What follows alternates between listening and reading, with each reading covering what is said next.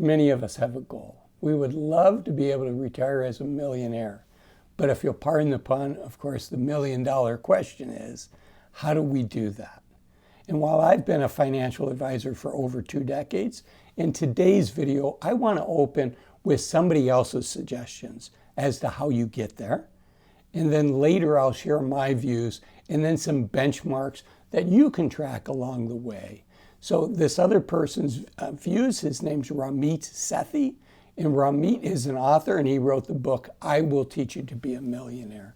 So in this Yahoo Finance article, it's titled Ramit Sethi, Track These 4 Numbers to Turn Yourself into a Millionaire. It'll only take an hour a month. Now, first off, do I believe this? Yes, I do believe this. And Ramit goes on to say that he's not a big fan of budgets, and neither am I, right?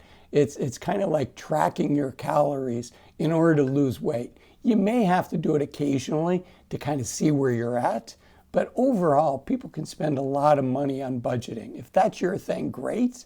But let's find out what the 4 numbers are that Ramit recommends.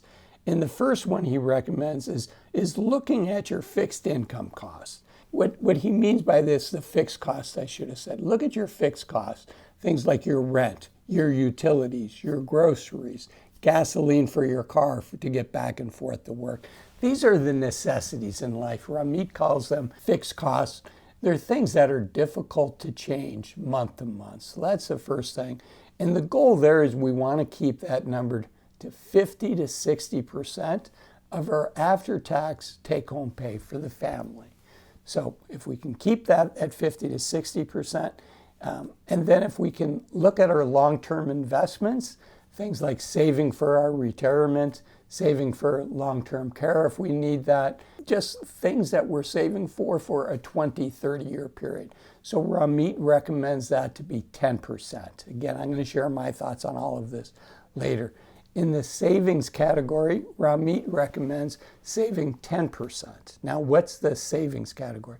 That's things like your emergency fund, that's things like the down payment for your home, your kids' college education, items like that. So 50% on fixed costs, 10% on long-term savings, saving for your retirement, 10% on savings, things like your kids' college education, and that leaves us 20 to 30% left over. Is that 20 to 30% left over to do what Ramit calls guilt-free spending? And I love that term.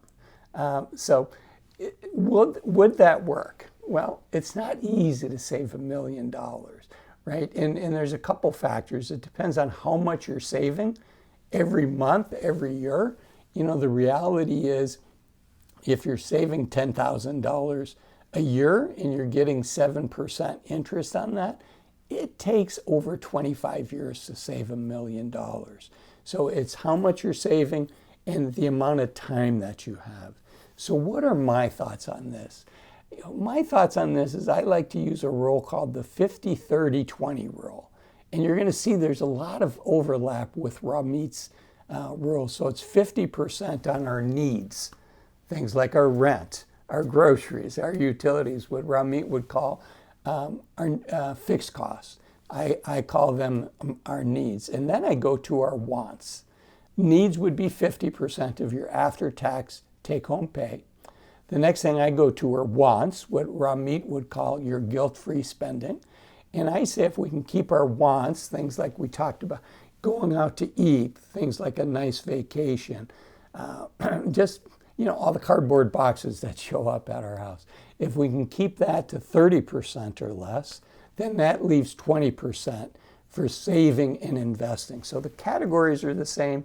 The numbers, the numbers are basically the same, but the labels, the names, are a little bit different from him and I. So yes, I do think if we can follow this, we're going to be in as good of a place as we can be.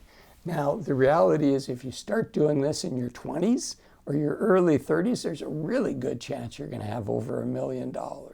If you start this at 50 and you're saving 20%, there's a really good chance you're not going to have $1 million, right? So you need to start early. You need to be disciplined. And you need to have some luck on your side, right? The stock market has done very well over the last 30 years, over the arc of that time. Certainly there's been scary periods. There was the dot-com bubble burst, which was terrifying for a lot of folks that lived through that. There was the great financial crisis where peak to trough, top to bottom, the S&P 500 was down almost 60%. That's a big, big move. And then during COVID, it was the fastest market drop in U.S. history. The S&P 500 lost over a third of its value in just 4 weeks, right? So we do need a little bit of luck to go on our side. So I said I was going to share information about having goals along the way, right? Because unless you start this in your 20s, it's going to be hard to get to $1 million. So what's the backup plan? Yes, it would be nice to get to $1 million, but what does it take to have a comfortable retirement? And for this, I want to share a chart by Fidelity. And what they say is if you look at your salary by age, that Fidelity would say that you should have 1 times your salary saved by the time you turn 30. By the time you're 35, 2 times your salary saved. By the time you're 40, 3 times. By the time you're 45, 4 times. By the time you're 50, 6 times. So if you're making $100,000 a year, if your family income is $100,000 a year, Fidelity would say by the time you're 50, you should have $600,000 saved. Then at 55, 7 times. At 60, 8 times. And by 67, 10 times. Again, if you're making $100,000, they would say by the time you're 67, you should have $1 million saved. Now, what's the reality? How many Americans are really in this situation? And the nice thing is the Federal Reserve does a survey every 3 years. It's called the Survey of Consumer Finance. And the most recent report just came out as I record this about a year ago. So it's fairly fresh. It's only 1 year into that 3-year cycle. It'll be another 2 years till we get another report coming out. And so the Federal Reserve looks at what the median net worth is. Now, the important thing is net worth also includes your home equity is the biggest one in there. And this is median household net worth. So if you're married, if it's you and your partner, it would be the net worth of both of you. If you're single, it would just be your net worth. But this is the median net worth by age. So people that are less than 35 years old, and median just means half the people have more, half the people have less. So 35 and under, the median net worth is a little under $40,000, $39,000.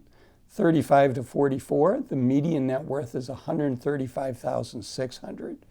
For 45 to 54, the median net worth is about $250,000, $247,200. For 55 to 64, now we're getting close to retirement age, the median net worth, again including your home's equity, is $364,500. 65 to 74, and this is when people are retired, so you can see the numbers continuing to increase. It's about $410,000, and then we start to see that number come down as people get 75 and older. It's $335,600. So I want to once again give a hat tip to Ramit Sethi. This is his book, I Will Teach You to Be Rich. His Netflix show is called How to Get Rich. And I also want to share that I think it's important that we make good decisions in life. And that's why I made this video up here. Retiring at 65 might be a big mistake. Thanks for watching this one. I'll see you in the next one. Bye-bye.